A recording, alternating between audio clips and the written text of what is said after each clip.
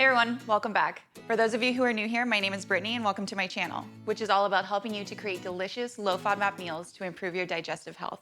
If you're into it, go ahead and subscribe. I'll be putting out a new video each week. Today we're gonna be making garlic oil, which in my opinion is the most important recipe that you need to learn how to make if you're going to be successful on the low FODMAP diet. I'm gonna go more into the low FODMAP diet in another video, but for now, all you need to know is that FODMAPs are certain molecules that occur in lots of foods that cause digestive issues. And a couple of those that are really problematic are garlic and onion. So when I was doing research on this diet and found out that I couldn't have garlic and onion, I was super bummed because I thought I was gonna have to eat like really bland food. But I did discover a little hack for that. So let me share that with you. We can make garlic oil and substitute green onions for onions in recipes. Basically, there are more FODMAPs in the white part of the green onion than the green part, so you can eat the green tops. I usually eat this part right here. I will use it as a substitute in recipes by adding it at the end of the cooking process instead of the beginning because they're more delicate, so it helps preserve the flavor and the color and the texture. As for garlic oil, FODMAPs are water soluble but not oil soluble. So that means we can infuse the garlic flavor into the oil without getting all of those FODMAPs leaching in there. Okay, so let me show you guys how I make my garlic oil. I'm gonna be starting by taking about 3 or 4 garlic cloves. These ones are kind of small, so I'm gonna use 4, and then just slicing them across this way. I used to peel and like separate all my garlic cloves, and then I just tried doing it this way, and it was so much easier, so I'm really glad. You can also buy garlic oil, but it's a bit pricey, which is why I like doing it this way. So we're just gonna take the sort of the extra parts of the husk, take them off, and then we're gonna put these in our medium saucepan, flat side down. You don't need to get off like the whole husk because we're just gonna strain it at the end. If some of the cloves fall apart, it's okay, it doesn't matter, just throw them in. Okay, so now we're just gonna add our oil. I'm just gonna cover them up, make sure they're submerged. I don't usually measure, but it usually comes out to about 3 cups. All right, now we're gonna take this over to the stove and start cooking.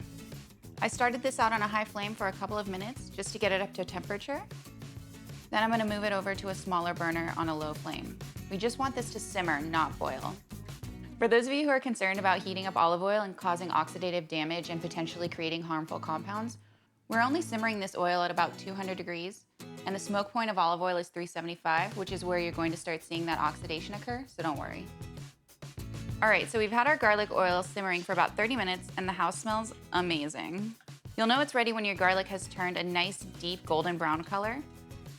So now we're just gonna turn it off and let it cool. Okay, our garlic oil has come down to a much more manageable temperature now, and we're just going to strain it through a wire mesh strainer into a glass wide mouth mason jar. I usually do this over the sink because it can get pretty messy, but I want you guys to be able to see what I'm doing.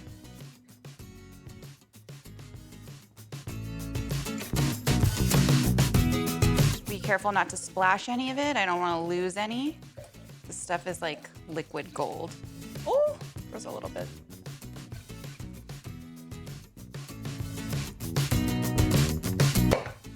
All right.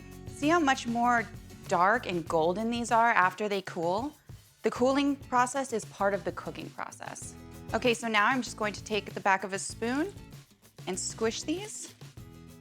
Get out all that amazing flavor. Okay, that's it. Now I'm just gonna toss them.